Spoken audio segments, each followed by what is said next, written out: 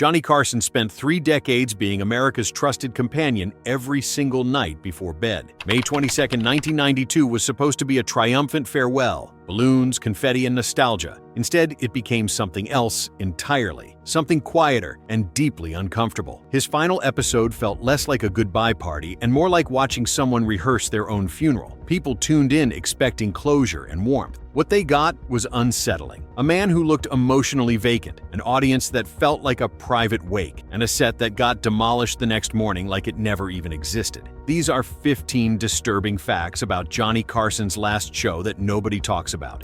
He seriously wanted his last show to just be a rerun. Carson hated goodbyes so much he actually considered not doing a farewell episode at all. He talked about this during the final monologue itself, said he had genuinely thought about just airing an old rerun instead of showing up for one last night. Just put on a classic episode from 1975 and let that be the end. No speeches, no tears, no vulnerability, just quietly disappear and let people remember him through old footage. He even joked about it on air like it was a funny idea. But people close to the show said he was completely serious. He pitched it multiple times to producers. They had to talk him out of it. Imagine being so uncomfortable with endings that you would rather ghost your own retirement than say goodbye to 50 million viewers. That level of emotional avoidance says something. The man spent 30 years being intimate with America through their television screens every single night. And when it came time to actually be vulnerable for real, he no longer wanted to show up.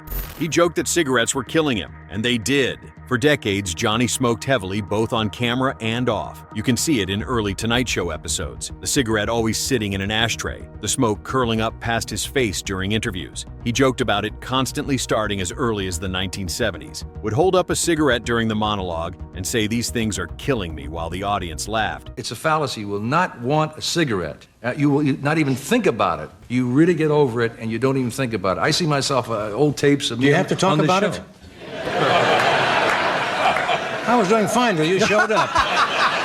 It became a running gag. He said it so many times over so many years that it stopped registering as a real warning. Just another joke. After retirement, he developed emphysema. His lungs deteriorated slowly over 13 years. In 2005, he died of respiratory failure caused directly by decades of smoking. In his final conversations with family, his brother said Johnny kept repeating the same phrase over and over. Those damn cigarettes. Those damn cigarettes. Like he was stuck in a loop, realizing too late that all those jokes had been prophecies. When you watch that final Tonight Show, knowing how he would actually die, certain moments hit differently. At one point during the finale, he talks about being one of the lucky people in the world, about how grateful he is, about how good life has been, seen against the reality that he would spend his last years struggling to breathe and then die from a completely preventable disease he joked about for 30 years. That gratitude speech feels almost grimly karmic. He knew what was killing him, made it into comedy, and it killed him anyway, exactly like he said it would.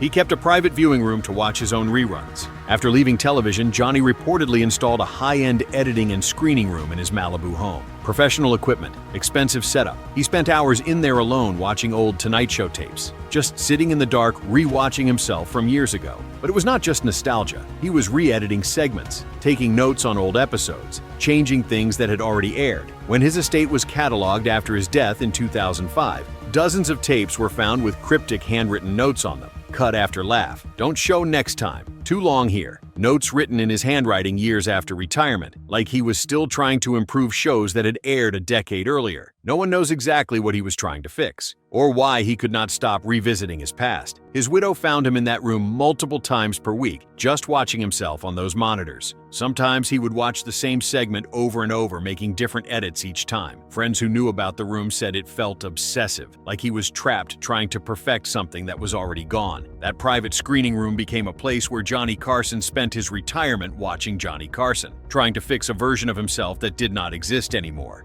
The real goodbye happened the night before. The final episode on May 22, 1992 has no celebrity guests at all. Just Johnny, Ed McMahon, Doc Severinsen, and old clips. The emotional star-packed farewell everyone remembers actually happened the night before on May 21st. That was when Robin Williams went wild doing impressions trying to make Johnny laugh one last time. That was when Bette Midler sang "One for My Baby and One More for the Road" directly to Johnny while he visibly choked up with tears streaming down his face. That was the real goodbye. goodbye, the moment everyone remembers. Midler was technically his last guest ever. The actual finale the next night feels hollow and empty by comparison, like he gave everything he had emotionally on May 21st and showed up on May 22nd running on absolute empty. Some staff members said he looked like he had not slept between the two tapings, like something had broken during that Bette Midler song, and he could not put it back together. It makes you wonder if he structured it that way deliberately. Give the audience their cathartic moment with celebrities and music and tears on the second to last night. Then the next night, just go through the motions with no emotional stakes left to spend. Protect yourself by getting the hard part over with early. Let Bette Midler break you down when there is still another show to do afterward. That way the actual final show can be numb and controlled because you already cried everything out the night before. That kind of emotional calculation feels sad, like he was so desperate to maintain control that he deliberately burned out his feelings 24 hours early.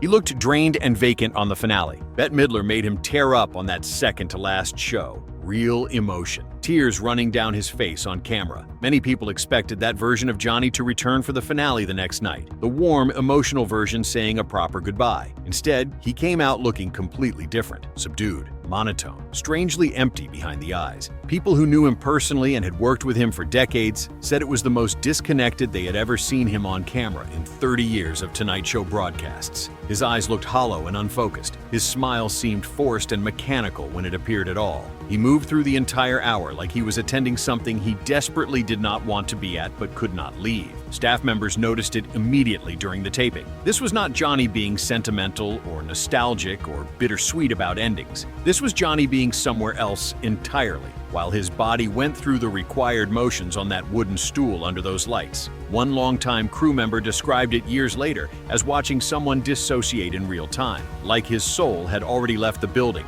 and they were just filming whatever empty shell remained behind. That vacant quality permeates the whole final episode and makes it deeply uncomfortable to watch even now. You are not watching a man say goodbye. You are watching a man who has already said goodbye in his head, trying to pretend he is still present for one more hour.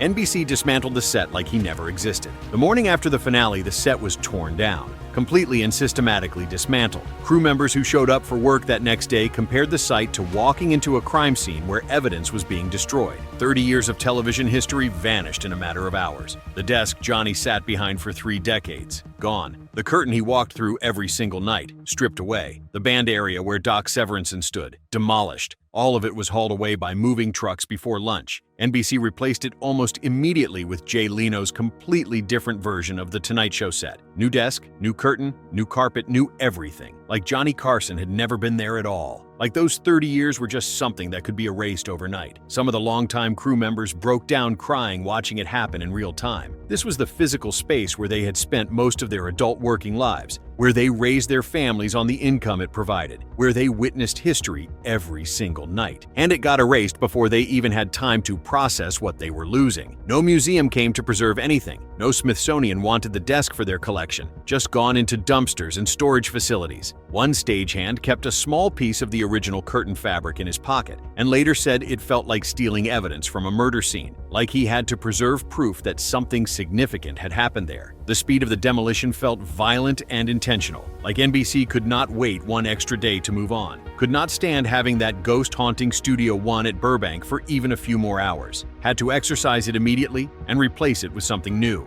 He wrote the final monologue himself. Normally, the monologue was a collaboration with a team of writers. Jokes got pitched, tested, refined. For The Last Tonight Show, Johnny insisted on writing almost all of it himself, treated it less like a comedy bit and more like a personal letter to the audience. He talked about presidents and celebrities and unknown comics who had passed through that studio, about time and memory and what it all meant. The writers were barely involved. Johnny locked himself in his office for days working on it alone. When he finally showed it to producers, they said it read more like a eulogy than a monologue. Dark, reflective, obsessed with endings. He refused to change it. That final monologue feels different because it came entirely from inside Johnny's head with no filter, no collaboration, no notes, just his unedited thoughts about what 30 years of his life had meant. And those thoughts were somber and strange, like he was already mourning himself before the show show even ended. He refused to let NBC film his retirement life. NBC wanted to follow Carson after retirement for a farewell documentary, offering him full creative control. He refused every time. No cameras in his home, no filming friends,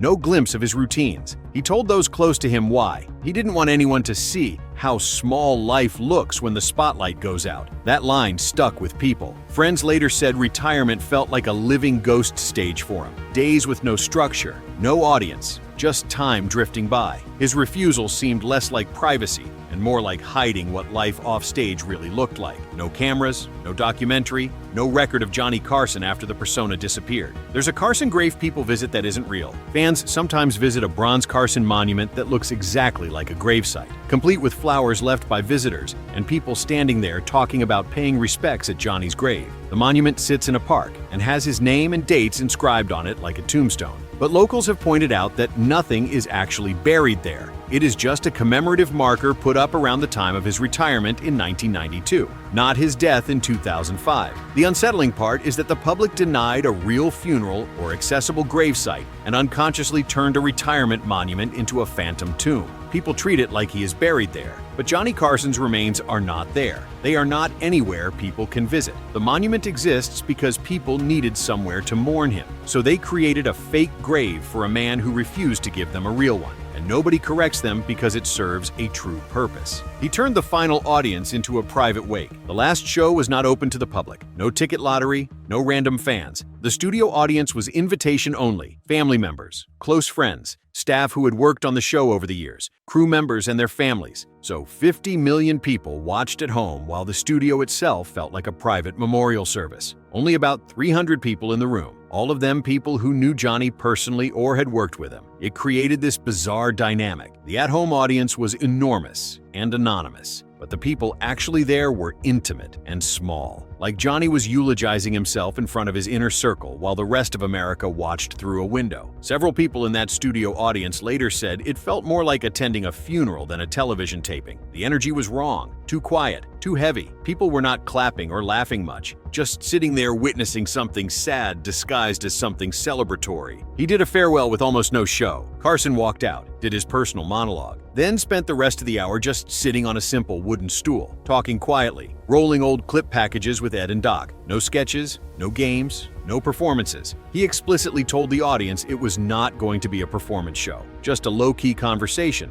and a thank you. Very strange for a man whose entire job for 30 years was keeping the energy up and entertaining people. Instead, he deliberately made it slow and empty. Long stretches where he just sat in silence, staring at nothing. The pacing felt funereal, like time had stopped. One television critic described watching it as profoundly uncomfortable. Not because anything went wrong, but because nothing was happening. Just a man sitting on a stool in a studio talking about endings while millions of people watched and waited for something that never came. That absence of spectacle made it feel more like a vigil than a finale. His last words implied he would return. His closing line that night included a promise. He said if he ever found something he wanted to do that he thought the audience would enjoy, he hoped people would invite him back into their homes again. It sounded hopeful, like this was not really goodbye. Just see you later. In reality, he never hosted another series or special, never appeared on television again except for extremely rare cameos. That final promise turned out to be completely empty. Whether he meant it in the moment or knew it was a lie,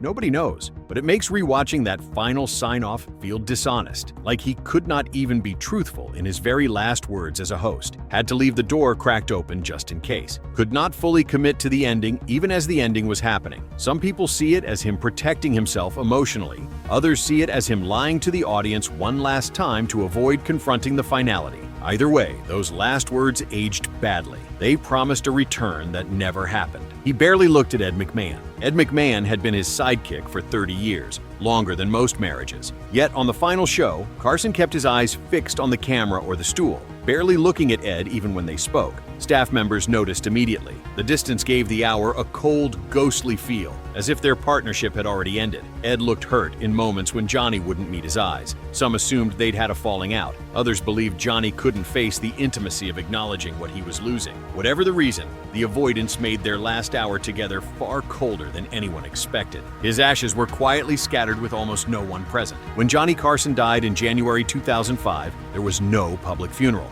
no memorial service, no gathering where friends and colleagues could say goodbye. Instead, only his wife Alexis and one crew member from his yacht were present when his ashes were scattered off the California coast. That was it. 2 people. Even lifelong friends like Ed McMahon and Doc Severinsen were not told until after it was already done. They found out days later. NBC did not know for several weeks. No announcement, no ceremony, just ashes disappearing into the Pacific Ocean with almost no witnesses. For a man who once represented togetherness in American living rooms every single night, his literal final scene was total isolation. Ashes scattered into water. No location anyone can visit. No place to leave flowers or pay respects. Just gone into the ocean somewhere off the coast with only 2 people watching. The final show feels like rehearsing his own funeral. Carson sits alone on that stool in silence for long stretches, talking about memory and time and endings while the audience stays eerily quiet, not laughing, not applauding much, just watching. It does not feel celebratory at all. It feels like a funeral. Crew members said afterward that the room felt like they were burying something while the person was still alive. That specific phrase kept coming up in interviews years later. Burying something while the person was still alive. Johnny was 56 years old and healthy when he retired. He would live another 13 years, but that final show had the energy of a deathbed goodbye. Like he was practicing what his actual death would feel like. Sitting alone, talking to people who loved him, saying things that sounded final, then just stopping. The whole hour has this morbid quality that nobody wanted to name at the time. But looking back,